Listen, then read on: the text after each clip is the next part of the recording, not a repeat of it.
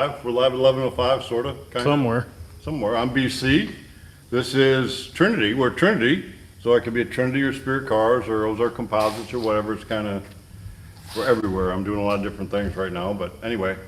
Trinity does a couple things. We do street rods and turnkey cars up here, plus the main thing is like a museum consignment lot for, so we got really cool, I mean, here's one we're just putting together. This is a custom car for sale, right? Yeah, So it had a couple issues. We went through the car before we really put it on the lot, and I don't know, we're fixing something on the brakes or something. wheel cylinders were leaking and the transmission pan. So we're going through it a little bit to make sure it's right. So we kind of look at the cars, and the main thing is, I mean, there's a bunch of them over there. You've been selling a lot of cars. Yes. What we do is we try to call it the way it is. We don't have to sell the car. These cars are cool. Everybody wants one. It just depends what one you want, and if the price is in the price range, then it is what it is, and we'll call it the way it is. That way you don't come from a long ways away, or if you buy it without seeing it, I mean, you know what you're getting. We're not gonna lie about the car to sell the car. That's nothing good's gonna come out of that. Anyway, today's story, it's the barn find. You know how you always, it's the barn find. You dream of the barn find. Well, this is technically a storage building find. And I've seen this car 20 years ago. It's kind of a sad story and a good story, and we'll tell the whole story. But this car is for sale now. Here it is, and it's for sale. So I seen it 20 years ago and knew the owner, and I mean, he showed me the car and all about it and this and that and cool car, and I didn't know, but he died 9 years ago.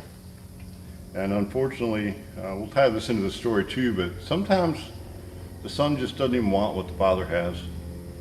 So it was a messy, the dad was married to a different woman than the son's mom and the other, and the whole thing was a big mess and blah, blah, blah. The son wants nothing to do with anything that had to do with his dad. Sad story. But he got this in the inheritance. It's a Pantera, a 1972 Pantera. And put the thing in a storage building and wants nothing to do with it. And wow. And I mean, it's nice. There it is. It's the barn find. That's the way we pushed it out. They lost the key to it. So last night I went ahead and took the key cylinder out. So I'm gonna get a key made. But except for that, we don't know a whole lot about it. We walked around it. I mean, let's walk around this thing. It appears to be a 72 and a half, right? Because it's got the spoiler. And so 72 and a half, they upgraded it a little bit. Yeah, it's got a NOS system in it. Does it say everything on there?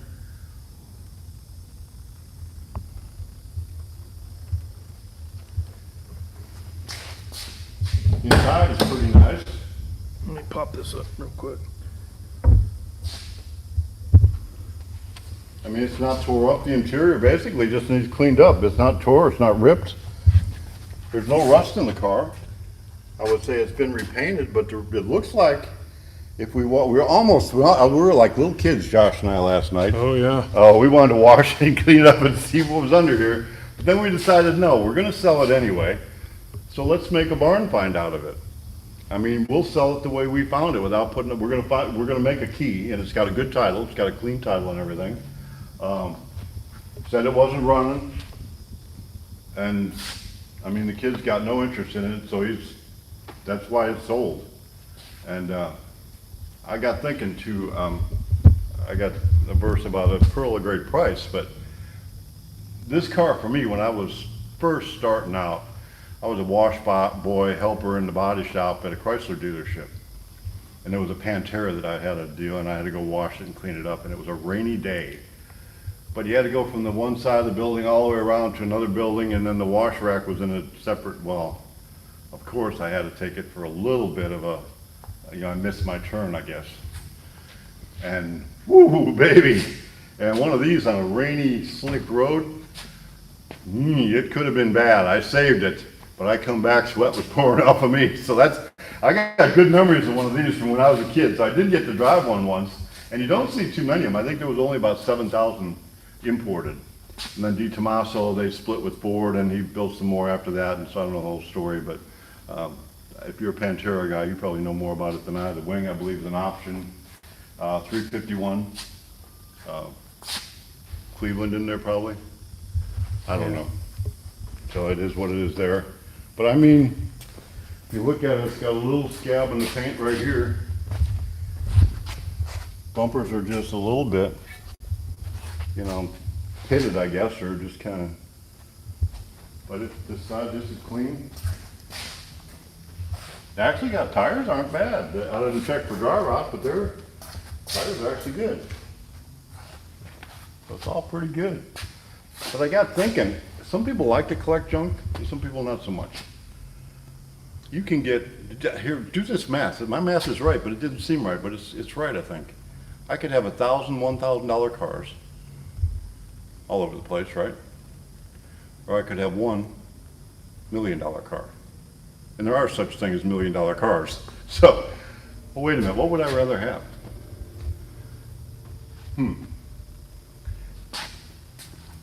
So when you find one of these, and they're not all over, man, especially one of this shape, especially, it's got memories to me, but again, it's for sale. I'm not going to keep it. I'm too old. I can't hardly crawl into this thing. How did it feel? You got into it, didn't you? Yeah, it's tight. Well, but once you're in Yeah, there, when you're in, it's yeah, nice. it's boy, you fit in there. It's pretty cool. So this is this may not be the $1 million car, but it's one of those cars. If you have one, your buddy probably don't. And there are not that many around, especially in this kind of condition, they're just not around. It's that pearl of great price. So it made me think about this, the whole story made me think about the scripture.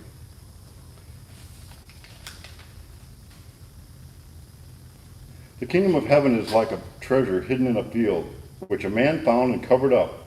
Then in his joy he goes and sells all that he has and buys that field. Again, the kingdom of heaven is like a merchant in search of a fine pearl, who on finding one pearl of great value went and sold all that he had and bought it. Again, the kingdom of heaven is like a net, which is thrown into the sea and gathers fish of every kind. When it's full, men drew it ashore and sat down and sorted the good vessel into the vessels and threw away the bad. So it will be at the close of the age. So the angels will come and they'll separate the good and the evil. So it's kind of two stories in one, and I don't want to turn this into a big long preaching thing because you'll probably share this on some Pantera sites, won't you? Yes. Yes. So I usually put this kind of stuff at the end of the video. So if you've made it this far, the car stuff is maybe over, but we can tie some of it in. But isn't it like that? If I had 1,000 cars that were only worth $1,000, how much value did it really have to me? We live this life in this world that's so full of crap and meaningless stuff, but we gather it up and we keep gathering it up, and we got our stuff, and we got so much stuff, and we got so much stuff. And the Father has given us a treasure. But so many times we just reject it. We just don't want what the Father has. We don't like the Father. We don't want that. We like our worldly stuff. I want my 1,000 cars that are worth $1,000 that are all rusty and nasty and don't run half of them and just are junk. It seems like that's where we are. I'm personally trying to clean up my mess. You know, the world, I don't want it hanging on me. I don't want all that mess. Because you can't have them both. That's part of the rules. You just don't get to have them both. You get to pick one or the other. So I can either drive in a Pantera. Man, it's a Pantera. It's the barn find. I'm pretty excited. You don't see me get this excited. I may not be showing the woohoo, but it's like woohoo! So this would be pretty cool to drive around. But what are you gonna do? You put it out here. You're gonna research it some, see what it's worth. Mm-hmm. See what it's worth. Put a number on it. Are we gonna wash it right away? No, I Leave can't it even as wash is. it till it. You should at least be able to wash it and see what it really looks like. I'll put the buffer on it. I don't like that. I'm not a detail guy, but boy, I wouldn't mind detailing this one out. Firing it up. It's got a NOS system on it. That'd be crazy. Man, I wouldn't even need to have a slick, wet road for that one. I could No. just hit the button. It's got a button. I was wondering if that was, it looks like a factory shifter knob with the button on it. So I don't know if that was an option that you could buy from back in the day from that, or, and I don't know what the story, I think Di Tommaso, or however you say it, I think he was like, everybody was after Maserati back in the day. I think this was kind of built to be in that mid-engine, okay, let's give some competition to those guys, and, so that's it. Pretty cool. Can I even I can't even here, I got a handprint, you can kind of see the color, man, it's just so tempting to clean it up. Anyway, that's it for today, and, we may, when we clean it up, if we do clean it up, if it don't get sold very quick, we'll have to do another video on it, a before and after. So, that's it for today. Until next time, have a blessed day.